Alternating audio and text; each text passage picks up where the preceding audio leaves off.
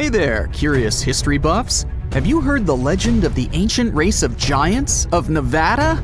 Yes, I'm talking about actual giants that allegedly lived thousands of years ago. Now I know what you're thinking. Giants, really?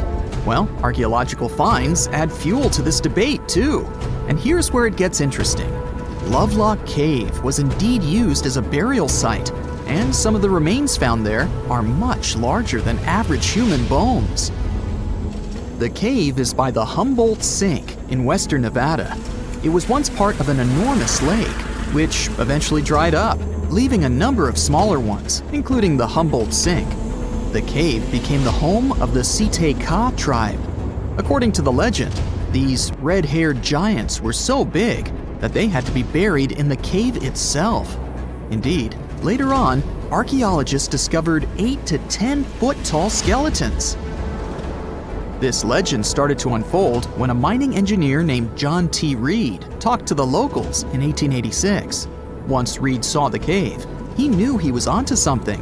The news spread soon, but the cave was attracting another type of attention too. The deposits of a fertilizer known as guano were discovered inside the cave. So a mining company began excavating the precious resource in 1911 and soon shipped more than 250 tons of the fertilizer to San Francisco. Unfortunately, some of the human remains and artifacts were neglected and lost in the mining process. This led to an official excavation in 1912 and 1924. After the top layer of guano had been mined, strange objects started to surface. Around the area, the earliest evidence of human habitation dates back about 4,000 years. The Lovelock culture lasted for some 3,000 years, and they left us with 10,000 stunning artifacts. The pits in the cave were like a series of time capsules hidden at different depths. Archaeologists determined the age of each pit by its depth. It turns out that many different groups used the cave for storage over a really long time, and the things they stored there give us a really cool glimpse into their cultures. It's like a giant ancient storage unit full of hidden treasures. What have the researchers found besides the giant bones, you might ask? Some other bodies were mummified using a method similar to the one applied by ancient Egyptians. These remains also had something in common with the bodies discovered as far south as Lake Titicaca. Both mummies had some red hair. Yet, there are scientists who believe this reddish hue is the result of the interaction with the environment in which the bodies stayed. So, while the story of the red-haired giants may be a wild and intriguing tale, not everyone is convinced. Some experts believe that the bones found in Lovelock Cave are simply the remains of prehistoric animals, like mammoths or sloths. But others insist that there's something more to the story. Other relics, such as finely crafted baskets and exquisite duck decoys made from tule fibers, were also found there. In any case, this cave is worth the attention it gets. By the way, you can still visit this cave today and see the pits of different depths with your own eyes. But let me tell you one thing. It's in a hot, dry, and isolated place.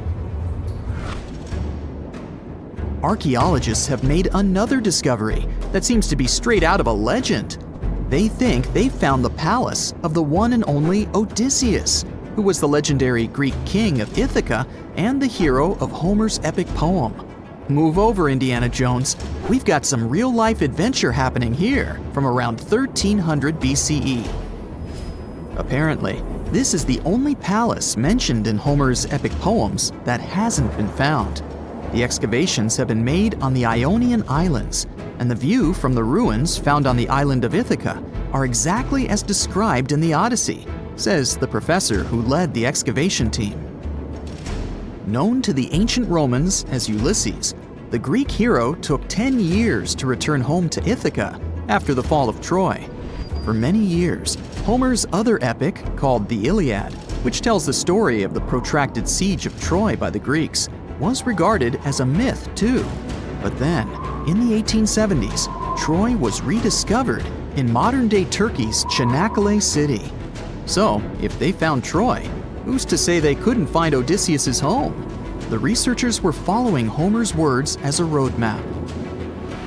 The excavation site has a building complex with 2 levels. It has important finds, such as storerooms and workshops, a complicated drainage system, and fragments of pottery. It also has a well from the 8th century BCE, which is around the time when Odysseus is believed to have been the king. Yet, not everyone is convinced that the team has actually discovered the home of Odysseus. A British researcher named Robert Biddlestone insists that Homer's description of ancient Ithaca isn't very similar to the island that now has its name, and that Odysseus's kingdom was actually on the Isle of Cephalonia. However, Italian archaeologist Adriano La Regina might have a more realistic approach to this debate. He says that whether this find has a connection to Ulysses or not, what's more important is the discovery of this royal palace. Once upon a time, in a land far away, the Klamath Indians spread a legend about the creation of Crater Lake. Okay, maybe this land is not that far away, and it still exists. You can find it in south central Oregon, in the western United States. Anyway, the legend has it that this lake was formed in a vicious battle between 2 volcanoes, Mount Mazama and Mount Shasta.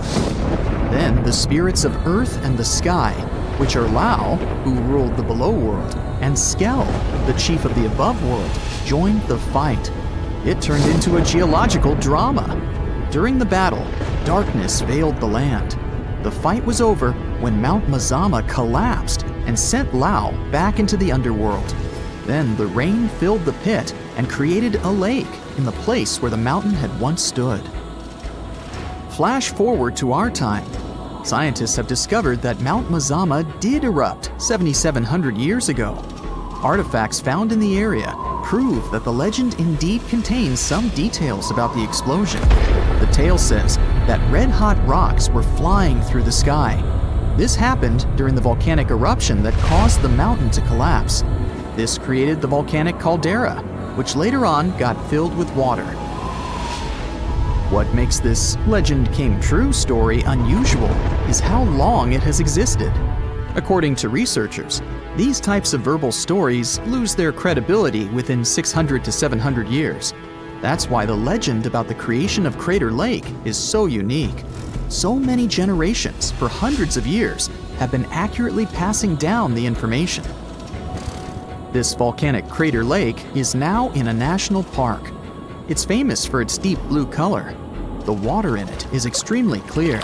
If you visit it today, the water you'll see won't be the same as for someone who will visit the place 250 years later. Because there are no rivers flowing into or out of the lake, the existing water evaporates and the lake gets filled again by rain and snowfall. Basically, every 250 years, the water is replaced. Plus, this lake is almost 2,000 feet deep, which makes it the deepest lake in the United States. Swimming is okay in the lake, but there's only one legal and safe trail to get to the shore. There are other activities, such as fishing and boat tours. Shared human experiences, such as birth, marriage, and aging, may explain why certain tales are shared globally. Similar struggles and obstacles faced by humans around the world generate similar themes in traditional stories about love, parenting, and mortality. So, do you have legends or tales you've heard of from your grandparents? Who knows? Maybe your ancestors too witnessed a cool historical event. Strange and amazing items are discovered often, but figuring out what our ancestors were up to is pretty tough. Especially when all you have are just some rusty cups and cave drawings. It's no surprise that even the experts in lab coats sometimes make mistakes. But it's not just about dusty plates and huge stones. Sometimes there's even humans with large heads. So grab your digging tools and let's travel back to ancient times to explore incredible societies that even scientists can't fully explain. Sardinia may look idyllic now, but I'm not gonna lie, I wouldn't fancy visiting it 3,000 years ago. Rumor has it, terrible giants roamed around this island back then. People even talk about finding human skeletons over 13 feet tall there. although nobody's ever shown anything to prove it. But the stories will make you wonder because some weird stuff has definitely happened. In 1974, over 5,000 pieces of broken stone artifacts were found in a part of the island called Monte Prama, but instead of being displayed in a museum, they were locked up in an underground vault for about 30 years. Sounds a bit suspicious, doesn't it? When they were finally displaced in 2005, scientists put the pieces together to find statues of 38 giant men standing 8 feet tall. Not quite as tall as the legendary skeletons, but still pretty huge. It's thought these statues were made by the Nuragic people, who lived on the island a long time ago. Besides giant statues, they also built over 8,000 massive stone buildings.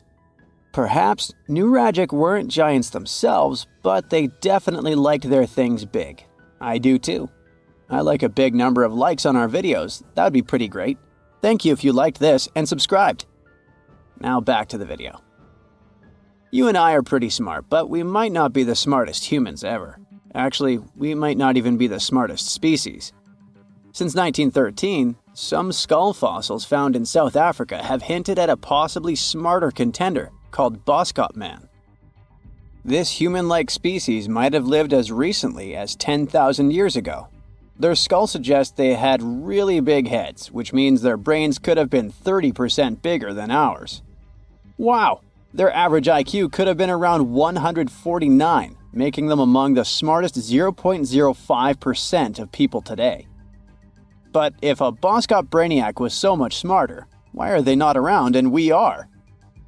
Well, bigger isn't always better, you know. Our brains are a lot bigger than our ape relatives, mainly in the prefrontal cortex. This part helps with high-level tasks like making decisions, remembering things short-term, and being aware of ourselves. The parts of the brain that handle our senses and movements haven't really grown much. So, maybe the Boskops spent too much time dwelling on the past rather than doing practical things like hunting. But this is all just guessing. We really don't know what happened to these clever cousins of ours. Some people even argue that Boskops weren't any different from us, with the only evidence being parts of skulls. The jungle is huge. Did you know the Amazon rainforest is home to about 30% of all the world's plant and animal species? That's impressive. However, the history of one native species, humans, has long puzzled scientists. The mysterious Kasarabe people lived here for hundreds of years and then vanished around 1400 AD. People thought the Amazon only had a few scattered tribes, but recently we discovered big, unusual shapes in the ground called geoglyphs. These might look like simple shallow ditches, but they're actually the remains of a vast civilization that spread over 5,000 square miles and includes about 450 markings, some as wide as 1,300 feet. That's insane! They likely contained ceremonial buildings and could have hosted up to 1 million people as recently as 550 years ago. Thanks to new technology like LiDAR, which uses a safe laser to map the forest without harming it, we can explore deeper. In 2019, some scans showed miles of raised roads and pathways and even pyramids over 70 feet tall. They found 26 separate settlements, 2 of which were at least 250 acres each. Damn, that's like 330 soccer fields. It's not certain what happened to the Kasarabe people. Maybe European conquistadors drove them out. Maybe the most baffling ancient civilization is one we've never actually found a trace of. Yep, I'm talking about Atlantis, the grand city that supposedly sank into the ocean. The first mentions of Atlantis come from the ancient Greek philosopher Plato, who talked about a great city near the Strait of Gibraltar. But for ages, everyone just thought Plato made up Atlantis as a perfect version of his own Athens. So why, about 12,000 years after it supposedly vanished, do we still wonder if it might be real? Well, in the 19th century, U.S. Congressman Ignatius Donnelly wrote a book giving 13 reasons why he thought Atlantis was more than just a myth. Then, in 1965, some folks thought they actually found Atlantis when they discovered the Richat structure. a massive 25-mile-wide dome in Mauritania, Africa. It's so big that you can see the whole thing from space. 2 astronauts flying over the Sahara Desert spotted this giant eye staring back at them and thought they'd made the discovery of a lifetime. Unfortunately, there's no solid evidence linking this structure to Atlantis. It's believed to have formed from volcanic activity about 100 million years ago. But it does look suspicious, doesn't it? Still, we're no closer to knowing the truth. Imagine going back to about 3,300 BCE and finding yourself in South Asia. Welcome to the Harappan civilization. These people were way ahead of their time. They had cities like Harappa and Mohenjo-Daro, complete with baked brick houses, sophisticated drainage systems, and even public baths. This place might have had over 5 million people, making it one of the densest regions at the time. They also invented a system of standardized weights that was incredibly useful for traders. And trading they did. These people had connections stretching all the way to the Middle East, thanks to their great skills in metallurgy. They even had a form of ancient branding. The seals were used to stamp clay on trade goods. Despite being so advanced with a thriving urban life, there's a whole bunch of mystery shrouding their language and script. We've got bits and pieces of their writing, but no one's deciphered them yet, even with all the technology we have today. We also still don't know how exactly their society worked. It looks like they didn't flaunt their social status as much as other civilizations. No grand palaces or massive monuments. Instead, their largest buildings might have been granaries. They sure were practical. Unfortunately, all good things must come to an end. Around 1800 BCE, this bustling civilization started to decline, possibly due to shifts in river patterns. As the environment changed, the Harappans packed up, moving towards more hospitable lands. Ever heard of the Minotaur? The beast with a bull's head and a man's body, hunting the bravest travelers in a massive maze. Well, this wasn't just any old tale. It was one of the most popular dramas of the ancient world, and it was inspired by this place, the island of Crete. The Minoans lived here during the Bronze Age. They had stunning palaces, amazing frescoes, and a culture so rich it still fascinates historians to this day.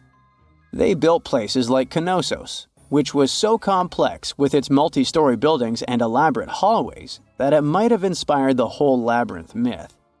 Their engineering was so ahead of its time that even their drainage systems were more advanced than what many of us have today. Let me know in the comments which of these stories you find the most fascinating, and thanks for watching. This just in, the world's oldest pyramid was built during the last ice age. And I'm not even talking about Egypt. I'm saying our ancestors might have spewed a 27,000-year-old pyramid in West Java. Gunung Padang is not exactly shouting pyramid. It's more of a mound with huge scattered stones tossed all over it. But local people seem to revere it, and they have for centuries. It wasn't until recently that the Indonesian authorities decided to excavate a bit deeper to see what all the fuss was about. They ended up finding the remains of a human settlement. It was rather unexpected, since the mound is pretty high up. This excavation could only prove there were humans in the area as far back as 45 BCE, which sounds reasonable. It was up to an Indonesian geologist named Donny Hillman to prove that Gunung Padang is the world's first pyramid. He used all sorts of new technology to support his claim. Our guy used carbon dating, which digs deep into the earth and takes whole chunks of soil. He found layers and layers of constructions, like he was digging up Rome and finding ancient buildings buried in the ground. His research proved that there had been caverns and even rooms down there, which could only mean one thing: humans. As for the rocks located up in the mound, they were most likely strategically placed by the people who lived there back in the day. They needed a place to meditate, so they arranged things in a harmonious way. Their smooth surfaces wouldn't be the result of years of erosion, but the works of great sculptures, the Michelangelos of their day, let's say. If this is all for real, then human civilizations began way before we think they did. Our ancestors, the Paleolithic humans, didn't have what it took to be considered a civilization, especially not the tools and knowledge to build pyramids. They needed a lot of masonry skills, which weren't all that available during the last ice age. His peers don't share this view, though. They could believe Hillman's theory if he had found evidence such as charcoal and bone fragments, but he didn't. Flint Dibble, another archaeologist, says that without concrete evidence of human activity, there's no proof of an actual pyramid. In this case, all the data proves is that the soil in the mound dates back to 27,000 years ago. He thinks the rocks on top of the mound just slipped down the hill, like rocks normally do. Only a complex society would have managed to build a stepped pyramid like they claim it was. But according to Bill Farley, an American archaeologist, there's just no reason to believe there were any settlements in Indonesia during the last ice age. Now, just so you know, the oldest known ancient society with this kind of knowledge is probably 11,000 years old and used to occupy the region of modern-day Turkey. Take a look, Turkey's Gobekli Tepe. It's also not a pyramid, but it's the oldest monolithic construction made by humans. Back in the Neolithic period, a lot of people settled there, and there are proofs for it. For example, the walls there are covered in ancient drawings of clothing and wild animals. Until recently, the title of the world's oldest pyramid went to a three-sided construction known as the Djoser Pyramid in Egypt. Djoser is located just a few miles south of the Giza complex in a town called Saqqara. It made its way to popular culture more than once. In the 18th century, it became a common feature in European paintings. Young men from the cultural elite did a grand tour around the world, and Saqqara was at the top of their list. It was also featured in the video game Assassin's Creed, with a digital representation way more accurate than many historical drawings of the thing. That was kind of a big deal in ancient Egypt, to build pyramids for kings to spend their afterlives. And if you thought the Khufu pyramid was the oldest one in the world, well, Djoser was built 70 years ahead of that time. The development of new technology has allowed archaeologists to make groundbreaking discoveries, and a new, or should I say ancient pyramid in South America might win the title in dispute. It turns out that pyramids were also pretty fashionable in the Americas in the old days. Among them are the iconic pyramids of Guatemala's Tikal temple complex, the same ones that appeared in Star Wars No. 4. But to find the oldest pyramid in the Americas, one would have to travel to Peru. Deep in the Peruvian desert, archaeologists stumbled upon a sprawling ancient metropolis known as Caral. At first, researchers believed that the settlement was pretty recent, since the site was way too complex for ancient technology to handle it. As we said, Caral is a desert town, like Las Vegas, but without all the hoopla. This means no easy access to water. And for cities like these to thrive, they need a considerable irrigation system, which leads us back to complex technologies. The Peruvians surprised us all with this new discovery. This site was huge, filled with an amphitheater, houses, and religious buildings. The whole thing probably sprawled through 370 acres. And when scientists went to test their initial hypothesis using radiocarbon dating, they found that the city probably sprung around 2027 BCE. On the site, archaeologists found 6 pyramids that could possibly predate the one in Saqqara. As far as they know, both civilizations coexisted in the same time period, in opposite parts of the world. But since researchers can't pinpoint the exact age of Caral's pyramids, it's pretty hard to guess which civilization completed their pyramid first. If only we had a crystal ball. Now, it just so happens that the shape of a pyramid is something that nature is able to produce all on its own, leaving us modern-day humans a bit confused.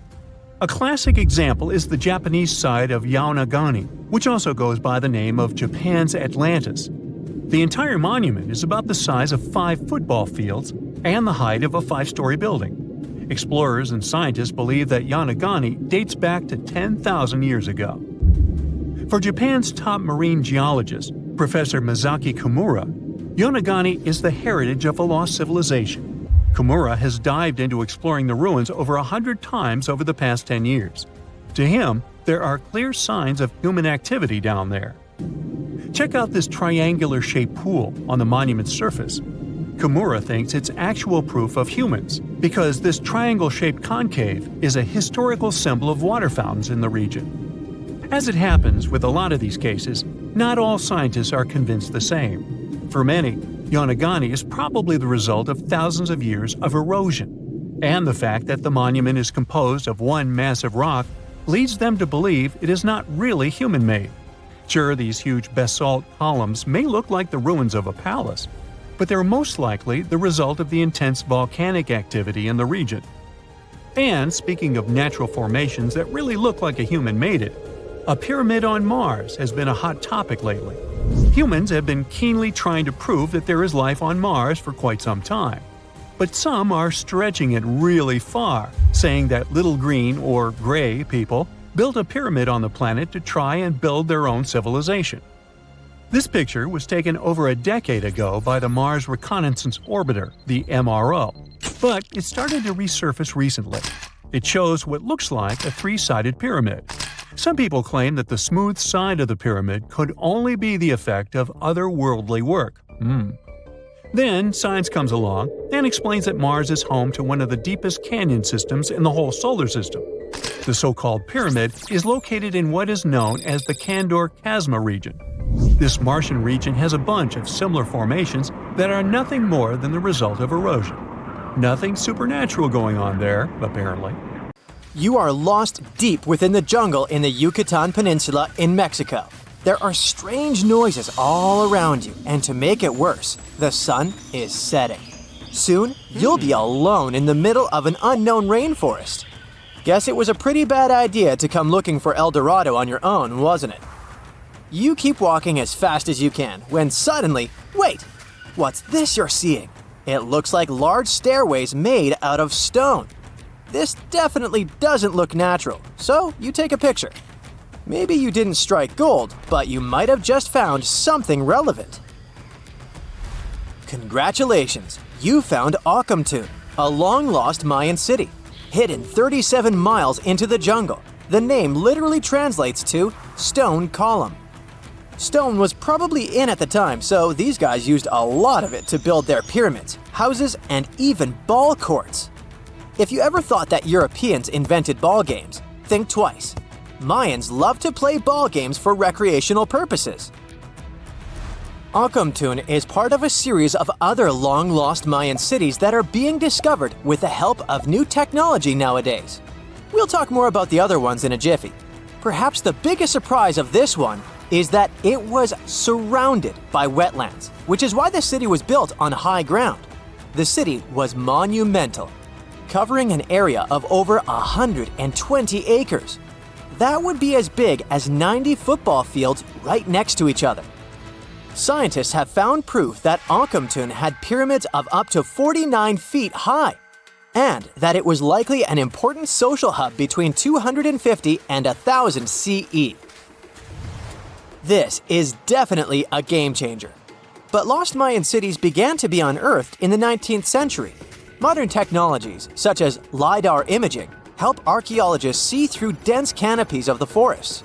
This means that people don't really have to risk getting lost in the tropical jungle like you did at the beginning of this video. LiDAR works sort of like an X-ray. It sends out laser beams that can detect any signs of ruins or ancient constructions. According to space archaeologist Sarah Parchak, satellite imagery has been a key player in discovering ancient cities in South America, Egypt, and other places. Sarah herself spends most of her days scouring images for any signs of where there could have been cities long ago. She says that more often than not, what happens is that ruins are covered by vegetation, soil, or sand, which makes them super tricky to find. But thanks to these awesome tools, scientists also made the huge discovery of ancient Mayan causeways, which spread throughout old Mayan territories. I mean, take a look at these roadways. You'd expect to see ruins like this in places such as Portugal, England, or the United States. I'm talking about 130 feet wide roads painted white to help travelers journey through the nighttime. Scientists recently unearthed a 110-mile network of roads such as these, and they think this dates back to before the first registered Mayan highways we've known so far.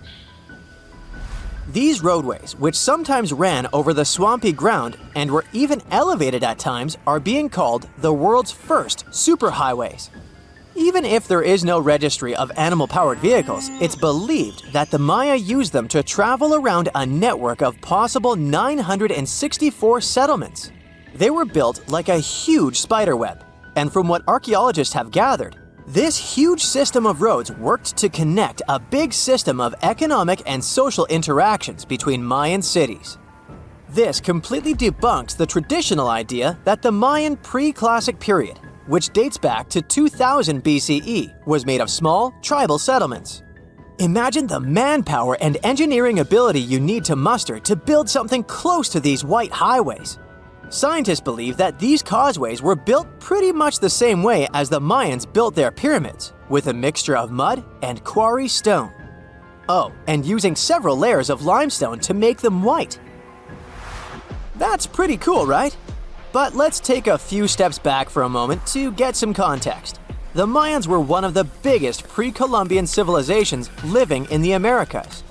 Until now, experts believe that at its apex, the Mayan civilization consisted of over 40 cities with a population of millions of people. That's a lot of folks. Their civilization spanned Mexico's Yucatan Peninsula, Guatemala, and Belize. And they survived mainly on agriculture. The thing is, the Yucatan Peninsula was an extremely difficult place to grow crops. So the Mayans had to develop a complex irrigation system in most of their cities. They built a series of ceremonial buildings, pyramids, and plazas. The Mayans might have been keen pyramid builders, but they also developed an advanced astronomical system. With whatever ancient technology they had, they were able to predict the exact location of planets such as Venus and Mars, as well as the exact dates of eclipses. If you've ever seen examples of ancient Mayan cities, this is Tikal. Located at the heart of the Guatemalan jungle, Tikal is believed to have been the capital of the ancient Mayan conquest state. At its height, it was comparable in importance to cities such as London or New York in today's world. It's composed of a series of complex monuments. The North Acropolis is one of Tikal's most ancient complexes of monuments.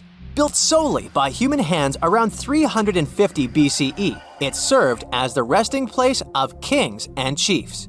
Its monuments are up to 200 feet high. Back in the day, the step pyramid temples were painted a beautiful red. Mayans loved that color. Today, of course, you'll only see the limestone. Then there's Chichen Itza. It's got one of the best preserved pyramids on Earth to date. Located in Mexico's Yucatan state, this Mayan city is well over 1,500 years old. At its peak, it was home to 35,000 people. The site covers 4 square miles of land. The highlight is El Castillo, a tremendous step-like temple standing 80 feet above ground. Its most peculiar feature is that it has 91 steps up each of its 4 sides, including the upper platform, which makes for 365 steps, the same number of days as the solar year. You can see that these folks were a pretty big deal, huh? That's why nobody can really understand what happened to them.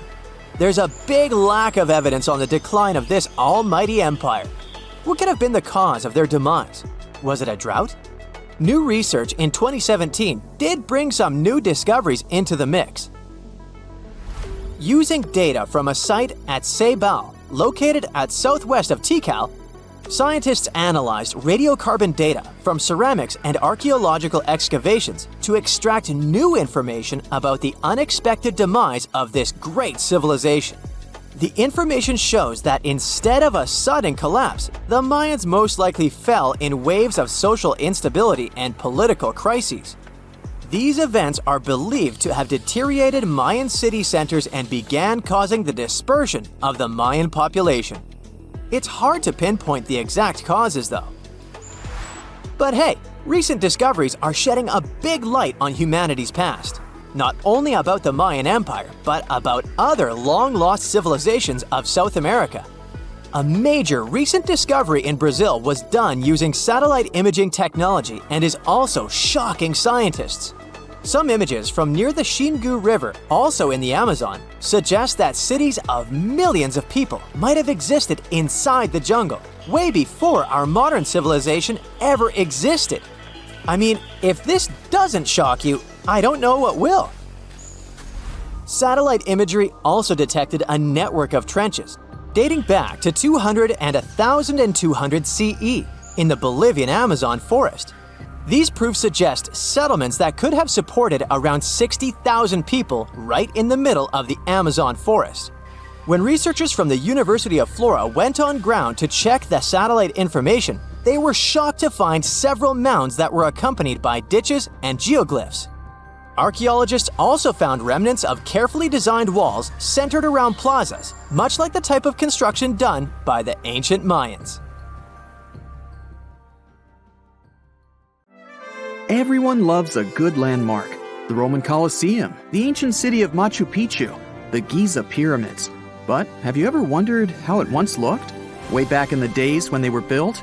Or even in the time they were covered in ivy and forgotten by humanity? Buckle up, because we're heading on a time travel adventure to the world's greatest archaeological sites. Our voyage begins in South America, deep inside the Peruvian mountains. Behold, the city of Machu Picchu. Machu Picchu is a monument to the ingenuity and power of the Inca civilization. During its prime, the Inca civilization stretched 2,500 miles along South America's coastline from modern-day Ecuador all the way down to Chile. And Machu Picchu was located at the heart and center of it. The historic site was constructed at around 7,000 feet above sea level, more or less around 1450 BCE. The gated city consisted of around 150 buildings made of stone. The Incas managed to build temples, houses, and even a complex aqueduct system to irrigate the entire town. And yes, they did all that without the help of wheels or any instrument made of iron. The housing model is somewhat similar to stone houses we see nowadays, with the difference that the Incas didn't use any cement to stick together the blocks of stone. Yet, they fit seamlessly on top of each other. Not only that, the Incas must have developed a rudimentary yet effective anti-earthquake technology, since in the event of a quake, the rocks would shake without falling out of place. If Machu Picchu had been built today, it would have cost over $70 million to finish the entire thing. The purpose of the site is still a mystery to many historians. Theories suggest that it could have been built as a ceremonial site, a safety base for the Inca people, or even a retreat for royalty. What we know for a fact is that in the 16th century, 100 years after Machu Picchu was built, its population abandoned it, with tree roots taking over the majority of the site and keeping it hidden from humankind for over 4 centuries. It wasn't until the 20th century that the world was reintroduced to Machu Picchu when a Peruvian farmer led Yale University professor Hiram Bingham III to visit the site. Since then, Bingham and many other explorers dedicated their lives and research to studying the archaeological wonder of Machu Picchu. Now, for the next stop on our time-traveling vehicle, the city of Pompeii in Italy. Pompeii has crowded our collective imagination for many years. The eruption of the Mount Vesuvius volcano in 79 AD and the destruction of an entire city is hopefully not something that will happen again. But I bet you're wondering, what did Pompeii look like on its last day? It took 18 hours for Pompeii's streets, markets, houses, and forums to be buried under millions of tons of volcanic ash. Thanks to some clever scientists, we discovered that the lava and ashes that covered Pompeii on its very last day actually helped to freeze the city in time. Different from ice, the cloud of ashes did not preserve the city intact, but as the items disintegrated over 2,000 years, they left voids under the earth. Archaeologists found that if they filled these voids with plaster, the shape of the buried city would soon reveal itself. And that's exactly what happened. Of course, it was nothing like the bustling city of 12,000 people that had existed for many years before the fateful eruption. Pompeii was a vibrant and rich municipality. The site's ruins revealed that many areas of Pompeii boasted impressive houses, some with balconies, which was a sign of great wealth at the time. And, believe it or not, even some artwork survived the eruption. Archaeologists found well-preserved frescoes and murals of mythological creatures, all indicating that members of the high society lived there. Ruins show the city even had thermal baths and showers made with luxurious materials. Oh, and apparently, the people of Pompeii had amazing teeth. Yes, archaeologists could see even that tiny level of detail from the plaster molds they recovered from underground. Still in the Italian territory, we find one of the world's biggest tourist attractions, the Roman Colosseum.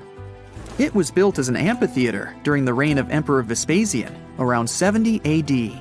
It wasn't until 80 AD that Vespasian's son, Emperor Titus, inaugurated the Colosseum. The monument was something to behold, with 157-foot-tall walls, over 80 entrances, and the capacity to host 87,000 people. All social classes and groups were welcome at the Colosseum, and this partly explains why it flourished for so many centuries. During the decline of the Roman Empire, around the 6th century AD, the Colosseum started being neglected and abandoned. The monument was looted, and some of its columns and stones were used to build infrastructure elsewhere. Only 1/3 of the original Colosseum still remains, and if it's big now, imagine what it once was. Greece was home to one of the world's largest empires. At the height of this empire, literally and historically speaking, more or less 2,400 years ago, the Greeks built a citadel known as the Acropolis. The Acropolis, which is composed of historical buildings, is considered to be one of the biggest landmarks of Western civilization to date.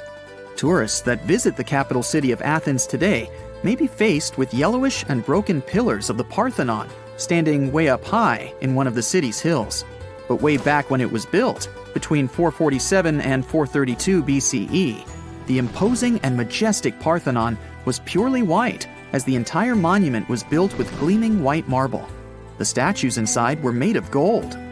The Parthenon is a 23,000 square foot temple held up by 69 marble columns. The largest blocks of marble are massive, weighing around 10 tons each. And the most surprising fact is that the marble didn't come from Athens, but from a nearby site that stood 10 miles from the Acropolis, known as Mount Pentelicon. Historians intrigued by where the primary material for building the Acropolis came from found tiny and big blocks of marble all scattered around the floor of Mount Pentelicon. There was also a paved road that the Greeks had built to carry the rocks around. But perhaps the most impacting monument of all times is located at the heart of the Middle East, outside the Egyptian city of Cairo. The pyramids are considered one of the 7 wonders of the ancient world. The Giza Pyramid Complex was built as a tomb for the pharaoh Khufu around 4,500 years ago. Between 20 to 30,000 people took part in the construction process. It's composed of 3 pyramids. The massive monument is made out of approximately 8,000 tons of granite and over 550,000 tons of mortar, which gives it the appearance it has today. Would you believe me if I told you that the pyramids didn't always look like this? Far from it. They were shiny white with a golden triangular tip at the top. This is because the Egyptians used over 6 million tons of limestone to cover the entire rocky, step-like structure, all so that they could gleam white under the unforgiving sunlight of Egyptian skies. The Pyramid of Khufu remained the tallest structure on Earth made by humans for over 3,800 years. It was the only 8-sided pyramid in Egypt and was believed to align with Orion's belt. It's considered to be the most aligned construction facing north. In 1979, it was inscribed on the UNESCO World Heritage List. Let's head on down to the Indian city of Agra to quickly visit the Taj Mahal. You may know it as the Taj, but it can also be called by its more endearing name, a teardrop in the cheek of time. The Taj took over 22 years to build and was commissioned in 1632 by Mughal Emperor Shah Jahan as a declaration of love for his third and favorite wife, Mumtaz Mahal. It was made with ivory white marble, and amazingly, due to tight conservation, it still remains very similar to what it was when it was built. I think all this talk of landmarks got me thirsty for some traveling. What about you? Tell us in the comments below if you've ever visited some of these sites, or which interesting landmarks you'd add to this video. Experts found the oldest lakeside village ever discovered in Europe underneath the waters of Lake Ohrid in Albania. The lake itself is ancient too. It's said to be one of the oldest lakes in the world. Before this discovery, a village in the Italian Alps held the record. It was about 7,000 years old. But radiocarbon dating shows that the village under Lake Ohrid was built between 6,000 and 5,080 BCE, which means it's around 1,000 years older than any other village in Europe. Around 200 to 500 people lived in this village. It goes back to the time of the Neolithic period. In fact, these people were likely one of the first ever communities that decided to settle down. This discovery wouldn't be so interesting if it didn't have an enigma. Villagers made a wooden fortress of spikes all around their village to stay safe. But safe from what? Something mysterious. These locals went through all the trouble of building their homes on stilts over the lake and surrounding it with spikes for defense. Why did they make things so complex? That's what archaeologists are trying to figure out. Are there any other unusual settlements? Sure thing. For example, Gobekli Tepe. This place takes us back to the very beginning of permanent settlements. It also makes us question everything we thought we knew about how organized societies started. It seems like the fellas who lived there were into something pretty special, like rituals or hanging out together as a community. Around 11,000 years ago, ancient humans carved huge blocks of limestone and somehow managed to drag them to the other side of the mound. These blocks were like canvases painted with images of animals and people. They were placed in circles. Underneath these stones, you'll find the same massive pillars as the ones from the other side of the mound. Around 250 of these pillars hang out on the surface, and researchers also found around 60 of them during the dig. These are like messages from the past, telling us about people who once lived here and the stuff they were up to. These findings challenge traditional timelines and interpretations of early human society. While Gobekli Tepe has gained popularity among tourists, there's another site nearby, Karahan Tepe. It remains lesser known, but equally significant. Both sites challenge the belief that animal farming led to settled life. In fact, it appears people became sedentary first, and then they started animal domestication. They also question the traditional idea that organized societies followed the development of agriculture. These ancient sites suggest that organized communities existed before agriculture, possibly with cultic or communal rituals. These structures suggest complex, multi-purpose functions rather than just religious ones. People gathered in these places for discussion and storytelling, fostering a collective identity. These buildings might mark the beginnings of a cohesive community, showing the emergence of horizontal hierarchies and knowledge sharing. Let's move to the other side of the world. Mexico's 1,500-year-old unknown pyramids are worth talking about. These pyramids have stood strong for all these centuries, all thanks to a secret ingredient from the prickly pear cactus. With its help, indigenous builders crafted these ancient marvels. Gray volcanic rock pyramids rise like a mini mountain range. As we get closer, it becomes clear that skilled hands etched identical steps into the hard rock, forming a staircase of the largest pyramid. The two smaller pyramids, called the House of the Wind and the House of the Longest Night, share the same human touch. Legend has it that these structures hid treasures. But it wasn't until Mexican archaeologists started digging there in the early 2000s that the secrets began to unravel. The House of the 13 Heavens was built around 540 BCE to keep track of time. After all, it wasn't so easy for ancient people to keep track of dates in the days before clocks and calendars. Instead, they looked at the skies and celestial objects. Think of the pyramid as their own cosmic calendar. Its corners matched up with solstices and important dates for planting and harvesting.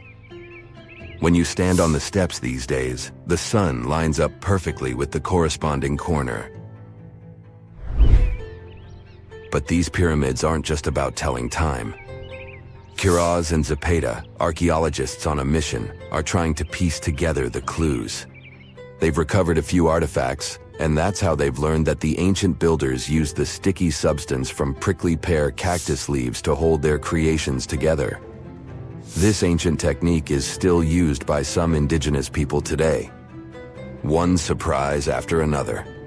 The House of the 13 Heavens reveals a skeleton older than the pyramid itself, nearly a millennium older. This means that people carried this body with them for 950 years. It's another mystery. The next stop is Duna de Bolonia. It's a Spanish sand dune hiding Roman ruins. This sand pile is near the edge of Europe, reaching out toward North Africa. It's more than 98 feet tall and 656 feet wide. As the winds move and the dune shifts, it reveals pieces of history hidden deep within it. Climate change boosts those winds, moving the dune even more. As it migrates, it shows us traces of people who used to live here. Archaeologists have been busy digging around, and they've found ancient tombs. Imagine exploring a sandy maze and stumbling upon these tombs filled with history. The sand has acted as a protector, preserving bones, jewelry, and arrowheads. But that's not all. Nearby, there's an archaeological site from the 2nd century BCE. That's when the Romans were hanging out here. They had a whole city down there, complete with baths, a theater, and a temple. And it was built on top of an older Phoenician settlement. An earthquake shook things up a long time ago, and people left the city. For centuries, it lay hidden under the sand. Modern historians and archaeologists are excited about what else this shifting landscape will reveal. Fingers crossed that this sandy time capsule stays safe and keeps sharing its stories with generations to come. In Peru, archaeologists are exploring the 3,000-year-old Condor's Passageway. A what? Okay, so archaeologists were digging around a place called Chavin de Huantar, where the Chavin people lived. This place is around 190 miles away from Lima, Peru's capital. So, the Chavin people were advanced artists. They loved drawing birds and wild cats in their paintings, and they went way back, even before the Inca Empire became a big deal. They were some of the first societies that settled down and started farming in Peru's highlands of the Andes Mountains. That's more than 2,000 years before the Incas showed up. Archaeologists found a secret passage in one of the temple buildings. They called it the Condor's Passageway. It was a hidden hallway that had been locked away for ages. Lara Croft would love it there. This passage leads to other rooms inside the temple. It gives us a peek into what life was like then. Inside this hidden hallway, the researchers found some neat stuff. Like a big piece of pottery weighing as much as a big bag of potatoes and decorated with a drawing of a condor's head and wings. The condor, by the way, is a power symbol for the ancient Andeans. Archaeologists also found some pottery. All of this stuff was discovered in May 2022 when the entrance to the hidden passage was finally opened. Pretty new. The temple complex where they found these ancient items has other structures, like terraces. And there's still more to uncover. The tricky thing is going forward in these hidden passages. The archaeologists had to send in cameras mounted on robots to explore them first. They didn't want to risk messing up the ancient building or, getting stuck in there. Let's wait and see what else they'll uncover. Egyptian archaeologists made an extraordinary discovery near Cairo just recently. Drumroll, please. The most ancient and most complete mummy yet discovered in the country. Yes, they were keeping it under wraps. The 4,300-year-old mummy was found in a group of tombs close to the step pyramid of Djoser, dating back to the Egyptian Old Kingdom. It was covered in layers of gold. The team also found several other tombs, including one belonging to an ancient Egyptian official and another belonging to a secret keeper who had the power to perform special ceremonies. Another interesting tomb was that of a writer. which featured the largest statues ever found in the area. This vast burial site is also home to more than a dozen pyramids and resting grounds. Probably one of the most famous mummies in the world is that of Hatshepsut. She ruled Egypt like a boss for around 20 years, building all sorts of impressive buildings and creating new trade routes. But when archaeologist Howard Carter found her tomb in the Valley of the Kings, her sarcophagus was empty. However, Carter did find 2 coffins in another tomb, one of which belonged to Hatshepsut's wet nurse and the other to an unknown woman. In 2006, a team of specialists decided to investigate whether that mysterious lady was the queen herself.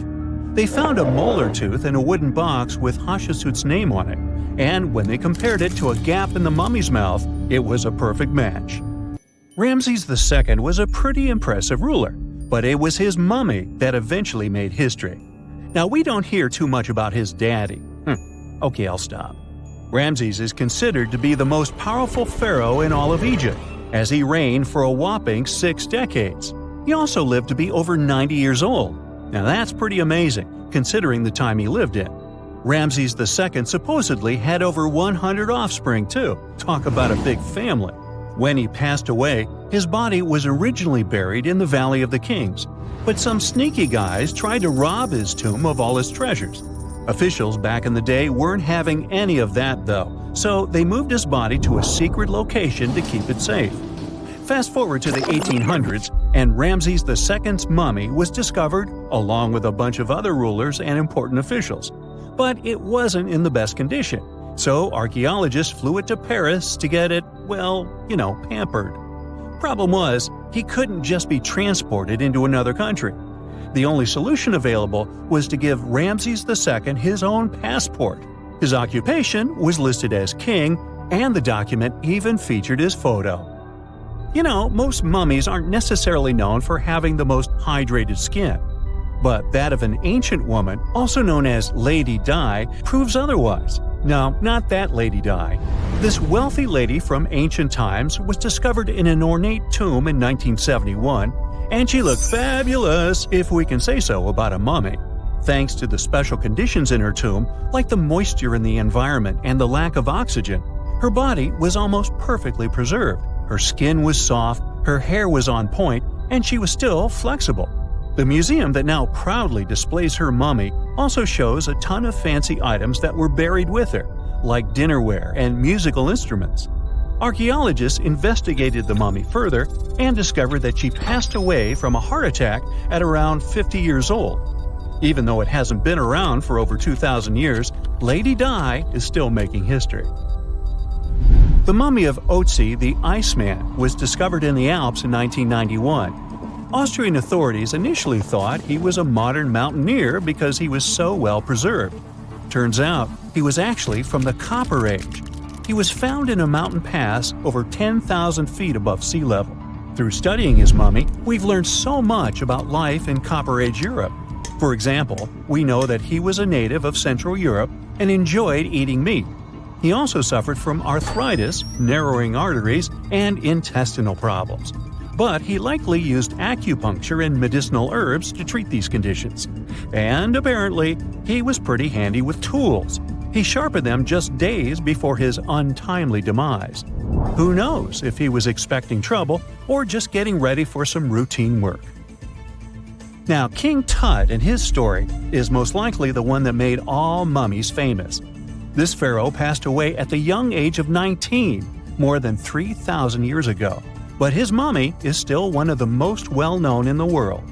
When his tomb was opened in 1922, people went wild because it was still intact, unlike many other royal tombs. It had some seriously blinged-out coffins, including one made of solid gold.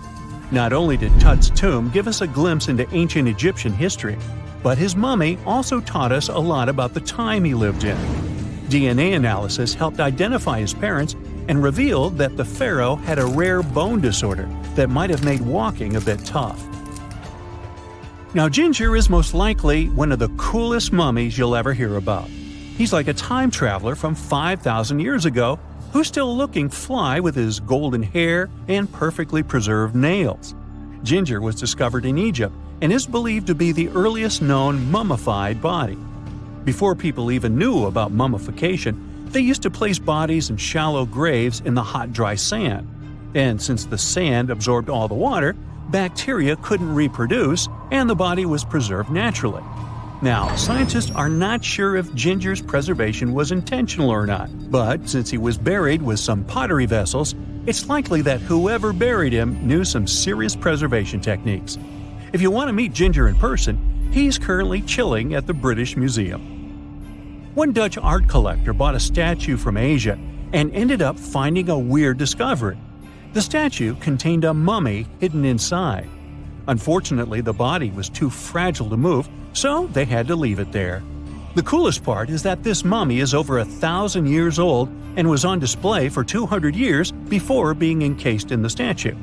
When scientists did a CT scan, they found out that the mummy was filled with paper scraps covered in writings.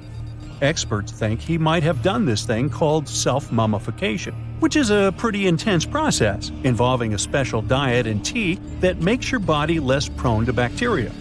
Only a few people could handle this ritual, and those who managed to do that were seriously respected. No other Egyptian queen has baffled scientists and historians like the stunning Nefertiti. Based on her statues, she was known for her slender neck, wide eyes, and high cheekbones. Her name translates to "the beautiful woman has come." Talk about living up to your name, huh? Even though she wasn't a pharaoh herself, Nefertiti still managed to leave a lasting impression. Written records suggest that, as a wife and queen, she held an incredibly influential role. Because of her power, she was indeed admired, but she also managed to make quite a lot of enemies throughout her life. She was also related to King Tut, but not biologically. Rather, she was his stepmother. So far, locals have yet to identify her mummy, but that may soon change. A local Egyptologist who has been busy excavating tombs in the Valley of the Kings has found 2 mummies that he believes could be Nefertiti and her daughter. According to specialists, we may soon finally get a definitive answer about the identity of these 2 mummies. And if one of them does turn out to be Nefertiti, we could be in for a real treat. DNA analysis and CT scans of the mummy could give us the most complete and accurate image of the queen that we've ever seen. It's crazy to think that we've only scratched the surface of what lies beneath modern-day Egypt. Nefertiti ruled during a time of great power and prosperity in Egypt, but unfortunately passed away in a period of social turmoil, leading to her gravesite being lost. Now, where's my mummy? If you come across a well in Portugal, resist the temptation to gaze into its depths. The inverted tower in the enigmatic city of Sintra sends chills through those who encounter it as it spirals down a daunting 88 feet into the underground. It certainly wasn't designed to collect water, yet its true purpose remains a closely guarded secret. Dating back to around 1904, this well could have been involved in a mysterious initiation tradition from the Knights Templar. The Templars had faded into history almost 6 centuries before the construction of this pit, but their enigmatic traditions were revived by later generations. So one theory says that candidates seeking to join the group back then had to confront their deepest fears by facing this well, descending its spiral staircase blindfolded. When they reached the bottom of the inverted tower, they removed their blindfolds and were faced with this frightening sight. The only way out of this dark labyrinth was to keep looking up and following the light. Now imagine yourself browsing the shelves of a used bookstore until you find a book with an alphabet you've never seen before. You decide to use an image translation app but find no matches. Intrigued, you buy the book. Then you show it to your friends and family, but nobody recognizes that alphabet. Rare book dealer Winfried Voynich probably experienced the same frustration back in 1912 when he acquired what would later become the most enigmatic book in the world. The work is known today as the Voynich manuscript, and it's written entirely in an unknown language that no one has deciphered yet. The pages of this 15th century codex are filled with botanical drawings, but these aren't typical daisies or roses. In fact, they don't resemble any plant species that we know of. What makes things even stranger is the illustrations of unfamiliar constellations and women swimming in green baths. Delving deeper into the realm of mysterious texts, we set off on a journey to the Qumran Caves near the Salt Sea in the Middle East. In 1952, a team of archaeologists stumbled upon 2 scrolls made of highly oxidized copper at the site. Unrolling them was a major challenge, so they decided to cut the scrolls into 23 parts to investigate them. Imagine their surprise to see Hebrew words like gold and silver popping up. But no, it wasn't an ancient invoice. It was more like a treasure map, pointing the way to over $1 million. Unfortunately, the treasure was never found. Not for lack of trying, though. You see, the quest isn't as easy as it may appear. Some of the copper scroll's vocabulary is technical, and some geographical locations remain a mystery.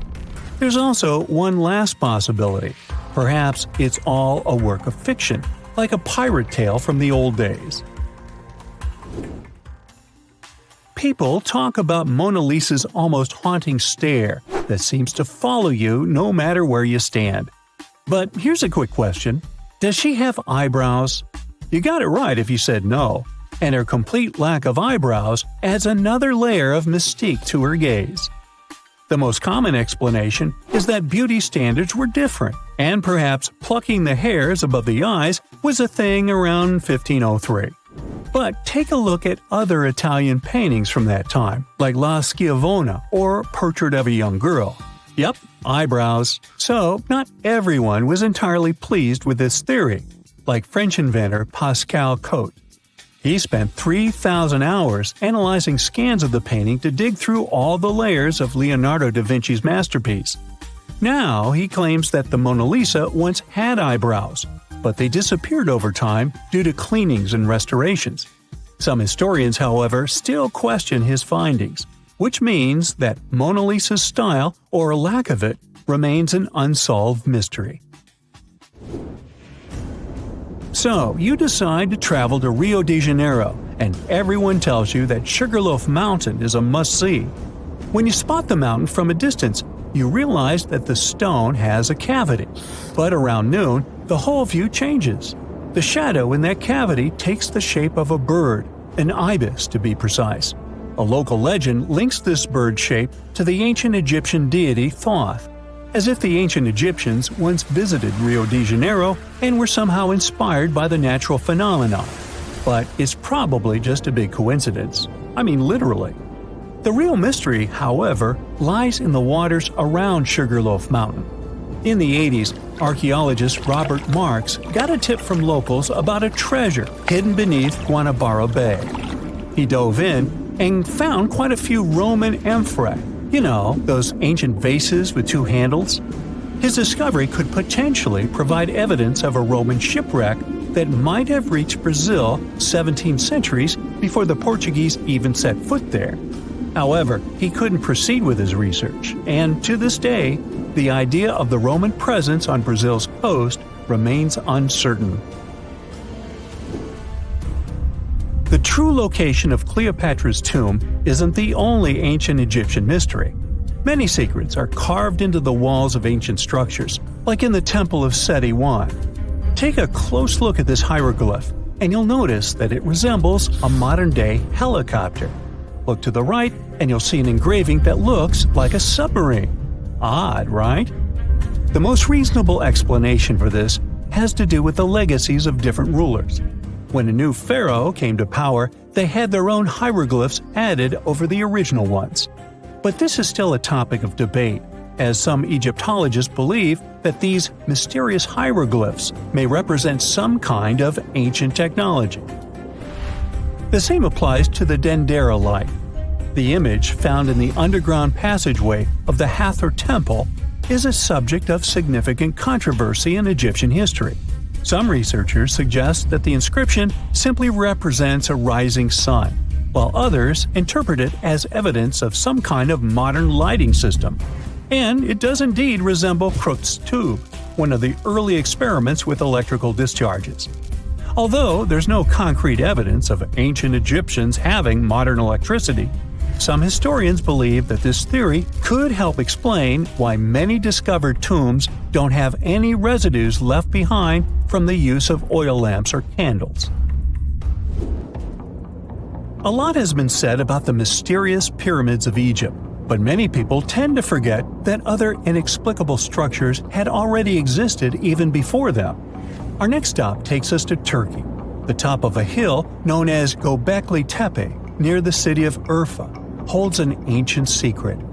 It features more than 20 circular stone enclosures dated back over 11,000 years. Many of these have heavily carved stone T-shaped pillars adorned with eerie human figures with folded hands. The most accepted theory is that it's the world's first temple, likely used for rituals or social events. But the greatest mystery lies in how it was built, as this site existed before the domestication of animals or the use of metal tools. So the construction must have been very difficult, challenging our understanding of the historical timeline. Now, I hope you're not afraid of heights, because we're about to take a flight over the Nazca lines. You've probably already heard about these massive, mysterious drawings etched into an arid region of Peru. They come in many different shapes, like a spider, a monkey, and even a Google-eyed ET that is probably just a fisher. Anyway, this story got some fresh chapters in 2022 when an additional 168 new drawings were discovered. The original ones could only be seen from the air, but these new ones are much smaller and can be observed from the ground. However, one thing they have in common is that their purpose remains totally unclear. Some might call them the largest-scale calendar in the world. Others suggest that they served as a tool for agricultural purposes. Of course, many theories have emerged in an attempt to give the Nazca lines a meaning, but the truth is that they remain some of the most important unsolved mysteries in history.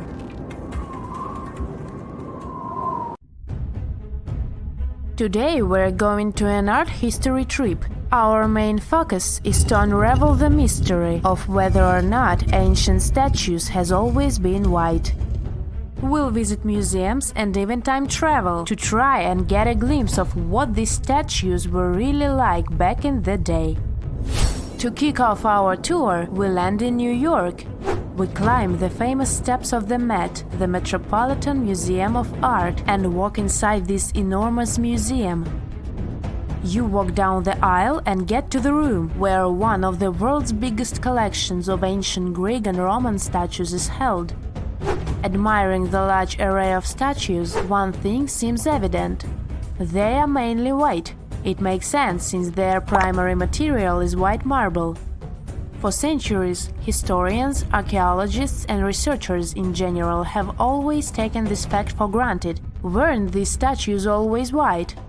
Until recent decades, this wasn't something that people discussed. But in the 1980s, researchers unearthed an ancient Greek statue that was clearly pigmented. This new discovery made them wonder, were all ancient statues painted? Let's take a close look at this work of art.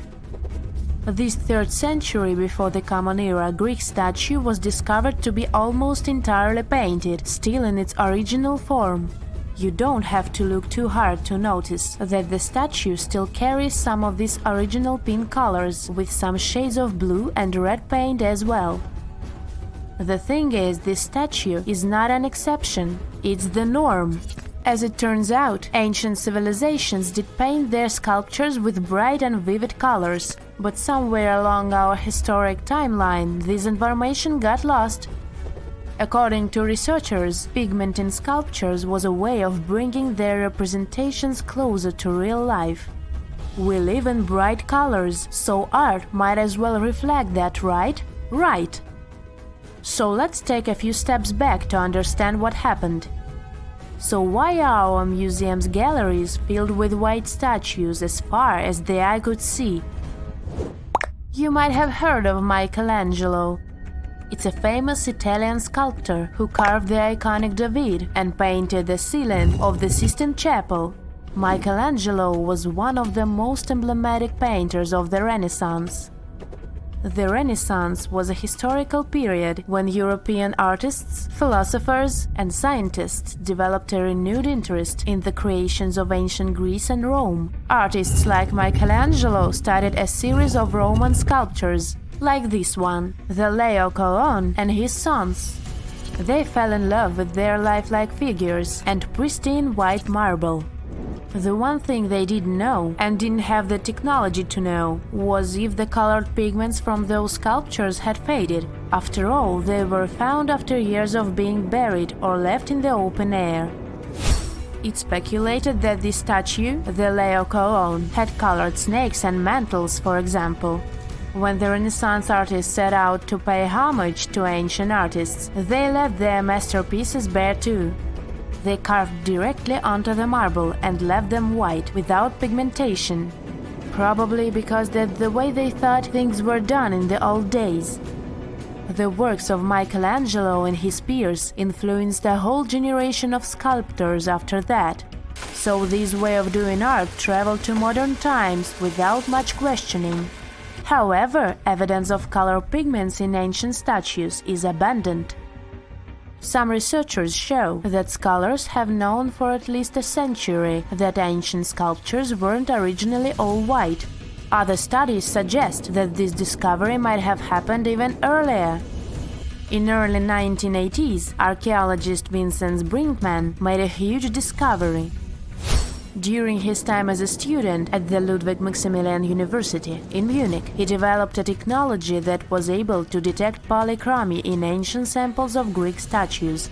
Polychromy is an art of painting in several colors. Anyways, he was taken aback by his discovery and confused as to why and how other researchers and archaeologists weren't talking about this. As it happens, the first discovery that ancient statues weren't all that white happened a long time ago, way before Vincent was born. It happened during the unearthing of Pompeii back in the 1700s. As you may know, the city of Pompeii in southern Italy was completely covered with lava after the sudden eruption of Mount Vesuvius. The city was destroyed, but the clouds of ashes that arose from the lava managed to preserve a lot of the city's structure through time. Thankfully for art historians and archaeologists, Pompeii became a digging ground for understanding ancient Rome. Researchers found several conserved frescoes that depicted scenes of daily Roman life. In one of these paintings, an artist is seen painting a sculpture. This fact was recorded by a very famous art historian known as Johann Joachim Winckelmann. He is also considered the father of art history. Now let's take a closer look at another famous statue. To see this one in person, you'll have to fly all the way to Rome and visit the Vatican museums. The statue you're looking at is a classic representation of Caesar Augustus. In case you didn't know, he was the founder of the Roman Empire and the first emperor of Rome. He is important. The sculpture you're seeing is called the Augustus of Prima Porta. You may have seen this before, probably in a history textbook. The thing is, it's always depicted in its white marble form. But according to an archaeological finding from the 1860s, the original statue was way much more colorful than that. According to archaeologists, the statue of Augustus de Prima Porta has a crimson tunic, yellow armor, and a purple mantle. It's important to keep in mind that colors weren't made artificially as they are today. Artists could only produce color from natural resources, so purple, for example, was an extremely difficult color to make. Back in the day, they derived purple from the mucus of a rare species of snail, meaning that anyone who used the color purple to pigment their art and clothes was powerful and wealthy. Well, this looked like enough proof for me that ancient statues weren't always white. But as we can judge by the look of our modern museums, there didn't seem to exist enough interest in the art community to further explore polychromy on the ancient statues. But remember that archaeologist we talked about, Brinkmann? Well, he has been collecting data on polychromy since the 1980s. At a certain point, he even began making colored replicas of such statues. The technology used is far from simple. To reconstitute these ancient works of art, Brinkman makes a 3D plaster copy of them. Then he paints them by hand with the help of his wife. To find out which color were used in the original sculptures, Brinkman uses UV light. Certain pigments glow under UV light, exposing traces that would otherwise be invisible. Take this colorful archer as an example. Look at these colors. This piece is the reconstruction of a marble archer in the costume of a horseman. To accurately depict the archer, restorers had to research a lot about the history of the region where the art piece was originally found, since colors have a cultural meaning. That, together with UV technology, allowed for the reconstruction you can now see. It seems very far from the idea we have of what the Greeks would make, but this is supposed to look exactly like the original one. According to Brinkman, we shouldn't be so surprised that ancient Western civilizations used bright colors to depict their realities. After all, the Romans and Greeks were heavily inspired by the works of art of Egyptian civilization, Old Mesopotamia, and Asia. For example, if you look at the famous Egyptian Sphinx, you might be led to believe that it always looked that way, but that wasn't at all the case. Modern studies and virtual reconstructions of the monument show us that the monument was very colorful. The body of the statue is believed to have been painted terracotta, while the regal headdress that circles the head is meant to have been golden blue. All of these were considered important colors in Egyptian times, and it was only suitable to use them to depict a pharaoh. This hidden village is called Aogashima. It's located right in the middle of a volcanic crater. You can find it to the south of Japan, in northernmost Micronesia. The story goes that a volcano erupted in the Philippine Sea in the 1780s, causing a lot of harm to a nearby community. Half of the population managed to escape the massive eruption and came back years later to rebuild their village. At the moment, about 160 people are living there peacefully, even though the volcano is still considered to be active. Huacachina in Peru lies in one of the driest climates in the world, and still, it's a beautiful town, surrounded by lush palm trees. It also has a lagoon, which is said to have special healing properties. The settlement has a little over 90 residents that manage small businesses. Most of them use sand as their primary resource. Some offer sandboarding services or even provide luxury dinners in the desert. For over 500 years, a small group of people has been living on a cliffside of a peak called the Green Mountain. It's one of the most remote places in Oman and in the whole world. The only way to reach the settlement is on foot, by mule, or by all-terrain vehicle. It's called Al Sogara, and you need to hike around 20 minutes up a steep stone staircase to get there. The village appeared back when the locals chiseled their houses into the mountain stone to protect themselves from storms and the cold. 5 families of the Al-Sharaki tribe still call this place home, about 25 people in total. A lot of other villages like this one can be found in the region, but Al Sogara is special because it's the only one that is still inhabited. Up until 14 years ago, there wasn't even electricity or telephone lines here. The nearest road you could drive on was 9 miles away. Since there were no schools, people had to learn how to read and write at home from their elders. To this day, the villagers continue their traditional practice of building their homes by carving them directly into the mountain rock. One of the most beautiful Greek gems is Monemvasia, a castle town located in southeastern Peloponnese. It was designed to be invisible from the mainland for added protection. You can only see it from the sea, and to reach it, you need to follow a narrow pathway that connects it to the mainland. That's actually how its name came into being. It translates to a single passage. Monemvasia was built in the Middle Ages, exclusively carved in the mountain rock.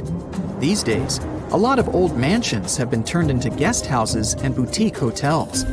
Not only is the architecture amazing and beautifully preserved, but it's also surrounded by crystal clear waters. A town with no roads? Pack your bags for Giethoorn in the Netherlands, if you don't mind traveling by boat. The town is very peaceful, probably because everyone here travels by canals. Even the mail gets delivered by water. Since there's no car traffic and people rarely move around, the town is really quiet. So quiet that the loudest sound one can hear is the quacking of a duck every now and then. It initially started as a movie set, but Hobbiton in New Zealand still exists, even after the filming of The Lord of the Rings and The Hobbit was finished. Tours to the charming set town are now available. There are 44 Hobbit holes in total, though only a few of them are actually open to the public. The isolated cliffside village of Gasadalar in the Faroe Islands has a population of only 11 people. It's mostly known for its scenic waterfall, which falls directly into the Atlantic Ocean. You could only reach it on foot, hiking through the mountains not so long ago. However, a tunnel has been constructed recently, making the place easily accessible by car. The 1980s musical Popeye had a custom set built on Malta. It wasn't taken down after the filming had been finished, and Popeye Village is now home to groups of beautifully colored wooden buildings and a company of actors. There's a lot of fun stuff to do there, like watch theater shows, go on boat rides, visit museums, or simply explore the creative village. The oldest and most photographed village in Austria is called Hallstatt. It's a hidden European gem with beautifully preserved old buildings and a subterranean salt lake. It's also home to a museum with artifacts as old as 7,000 years and the world's oldest salt mine. Fort Bourtange in the Netherlands is a small establishment shaped like a star. Creative parts aside, it was built this way for defensive purposes. It gave the guards of the fort a strategic advantage because they had a perfect 360-degree view. These days, the construction is perfectly preserved, including its old buildings, cobblestone streets, wooden windmills, and sophisticated bridges. In Morocco, there's a traditional earthen village made entirely from clay bricks. You can find it in a valley close to the Atlas Mountains, 32 miles from the capital of Morocco. Merchants who followed the trans-Saharan trade route went through this town, carrying spices and gold. As the trade route became less and less popular, many of these fortresses were abandoned and are now preserved relics. It's one of the best places for skiing in the world, but it's still hidden from the public. No wonder the locals call it the secret side of the valley. Located in Austria, the tiny village of Varth has only a couple hundred inhabitants. Not only is it the snowiest village on Earth, but it also has access to one of the biggest ski slopes in the world. Its popularity increased a bit in 2013 when the construction of a high-speed road was completed nearby.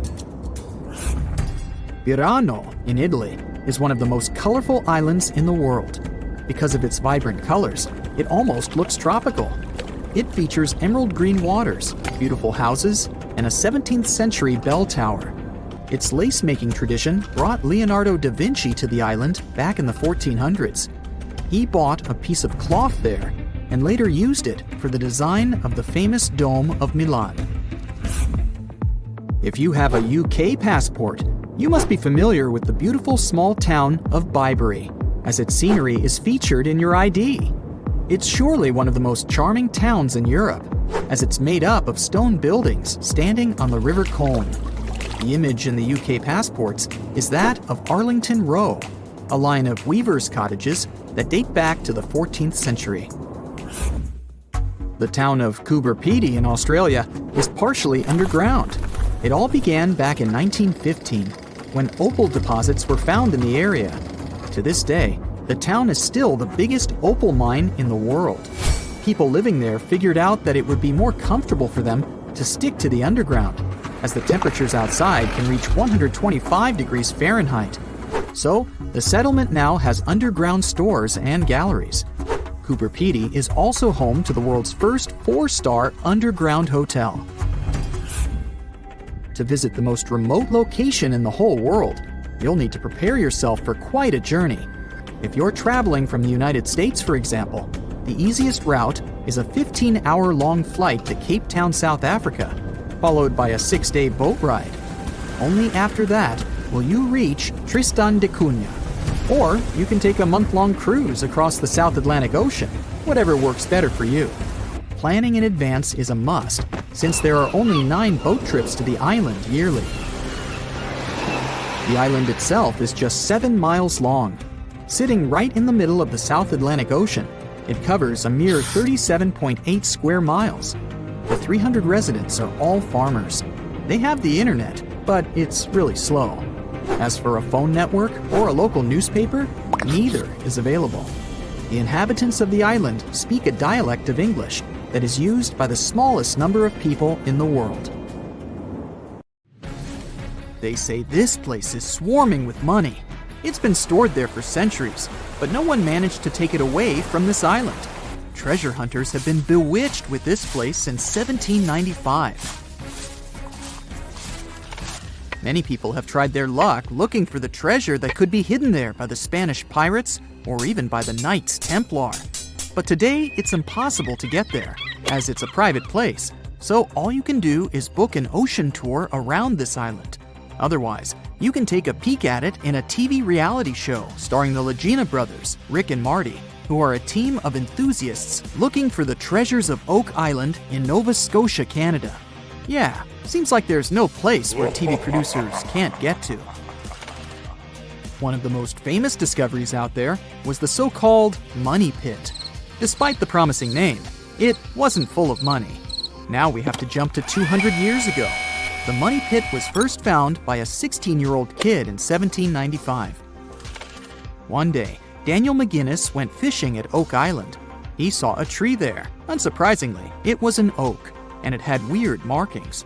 They didn't seem to be natural, so Daniel decided to check the area. He then saw a sunken patch of ground and started digging immediately. His 2 friends helped him out, but instead of treasures, the guys only found logs placed underground at regular intervals. It looked like a place where someone could hide money or jewels, but nothing precious was found. However, there was something curious down that pit. Someone found a granite stone there, and it had an engraved inscription on it. There were many attempts to decode it, but most of them ended up in failure. There's one translation though, and it says, 40 feet below, 2 million pounds are buried. Yeah, McGinnis and his friends should have dug harder. The next fun thing about the Money Pit is the coconut fiber found down there. They say that large amounts of this fiber were found at a depth of 60 feet.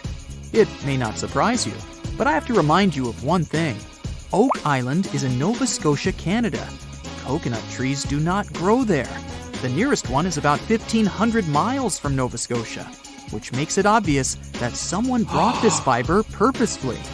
Researchers came up with an idea that coconut fiber could have been used to make ropes and lower all the treasures down the pit. Next up, we have not one, but 2 mysteries. In the late 1800s, the Oak Island Treasure Company was thoroughly inspecting and excavating the island. Everyone believed something enormous was hidden there. These guys managed to drill 153 feet underground. That's like 15 stop signs stacked one on top of the other.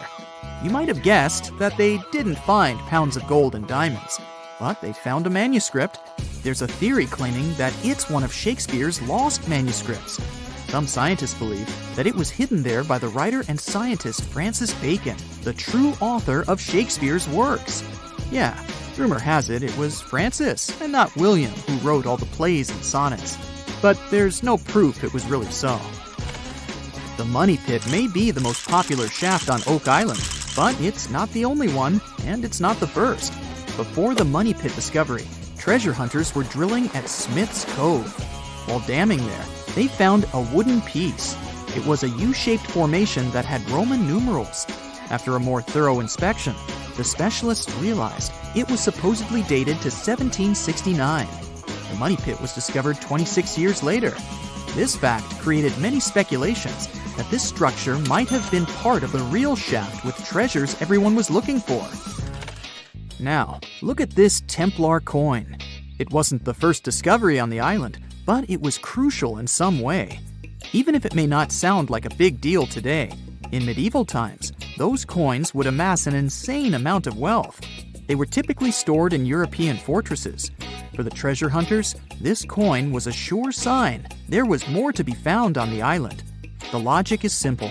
If there's one coin of that kind, there must be something else. And they were right. It wasn't the only Templar discovery. On the southwest shore of the island, a crossbow bolt was found. Experts say it dates back to the 13th century. But, once again, that wasn't something the treasure hunters were after. Some more coins were found on the island. Rick and Marty Legina retrieved this precious piece from a swamp. The coin is made of copper, and this time, it originated from Spain. When it was found, the Legina brothers could only see the number 8 engraved on it. But later on, some experts studied this coin and claimed it was made sometime around the 17th century. They managed to clean it well and saw the date 1652 engraved on the back of this coin. There's a theory stating that Spanish explorers found some treasure but hid it instead of taking it to the king. So maybe this coin just dropped out of the chest full of coins and jewels and is part of the treasure everyone was after. Or someone could have accidentally lost it while looking for the treasure. Who knows? One more famous treasure hunter is Gary Drayton. Gary and his team, together with Rick Legina, came across 2 coins while metal detecting the island. Those were 17th century King Charles II Britannia coins. One of them had a very clear inscription on it, stating that the coin was minted back in 1771. Another swamp treasure of possibly Spanish origin is also here. This time, it's a silver ring. A specialist studied it closely and reported that it had been repaired twice. The ring was once made bigger, and it was also made smaller once. It's decorated with a floral design, which was popular in Europe in the 1730s. Among all the other curious things, Rick and Marty Legina found a silver button at Isaac Point. The button's pretty old. It supposedly dates back to the middle of the 18th century, and the notorious money pit was discovered later. This is why it wasn't a big deal of a find. It could simply belong to some farmer peacefully raising livestock on the island. There's no official record of any chest full of gems and coins found on Oak Island, but enthusiasts did find some jewels there. First off, the team found a brooch with a magnificent red gem. They mistakenly thought it was a ruby, but a professional gemologist stated it was a garnet. The piece was made of silver, and it's pretty old. Experts believe it was made around the 15 or 1600s. Another brooch they found didn't have any gems on it, but it had an intricate design. It's a brooch with a leaf design and an ornate rope. There are 13 branches of the leaf, which instantly created more mystery to the whole treasure hunting. First off, there's a carving with a 13-branched tree on a rock on the north shore of this island. What's more, many people believe that the number 13 is important to the Knights Templar. The enthusiasts also found a brooch not far away from the place where Daniel McGinnis, the guy who found the money pit, lived. The brooch was shown to a professional gemologist, Charles Luton Brain. He had to break it to the team that there were no gems adorning this piece of jewelry. In fact, the stone that seemed to be a gem was just a piece of glass. It was processed using a special technique though, so it was leaded glass. The enthusiasts decided to study the brooch even more and found out that part of the brooch was made of gold. The specialists claim that the brooch dates back to the 14th century. Was it the treasure everyone was looking for?